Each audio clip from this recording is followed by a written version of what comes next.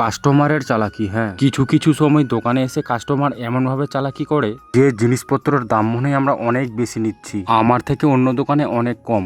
তো নমস্কার বন্ধুরা, আমি গ্রামের ছেলেপুলক। তোমাদেরকে আমি একটা ঘটনা বলি। 2 দিন আগেকার একটা ঘটনা। কাস্টমার দোকানে এসে ডাইরেক্ট বলছে, চিনি তো সবাই 65 টাকা কিলো বিক্রি করছে, তুমি কেন 70 টাকা ধরছো? তোমরা যারা দোকান চালাচ্ছ তোমরা ভালো মতো জানো চিনির বাজার কি চলছে। এখন চিনির বাজার পাইকারি চলছে, যেখানে 65 টাকা কিলো, সেখানে আমি কিভাবে 65 টাকা কিলো বিক্রি করবো চিনি? আমার তো মাথায় খারাপ হয়ে যাচ্ছে। যদিও পরবর্তীতে কাস্টমারের সঙ্গে অনেকক্ষণ ধরে কথা বলার পর দাম দর করার পরে 67 টাকা কিলো ধরে আমি তাকে 10 কিলো চিনি দিলাম। এবারে তোমরাই আইডিয়া করে নাও, কাস্টমারটা যেখানে 65 টাকা কিলো পাচ্ছিল সেটা বাদ দিয়ে আমার কাছ থেকে 67 টাকা কিলো করে নিয়ে চলে গেল। এই সমস্ত ঘটনা থেকে বুঝতে পাওয়া যায় কাস্টমারেরা মাঝে মধ্যে দোকানদারের সঙ্গে চালাকি করে। তোমাদের সঙ্গেও কি এরকম ঘটনা কোনোদিন ঘটেছে? তাহলে তুমি সেই কাস্টমারটাকে কিভাবে বুঝালে অবশ্যই কিন্তু কমেন্ট বক্সে এসে কিন্তু বলে যাবে।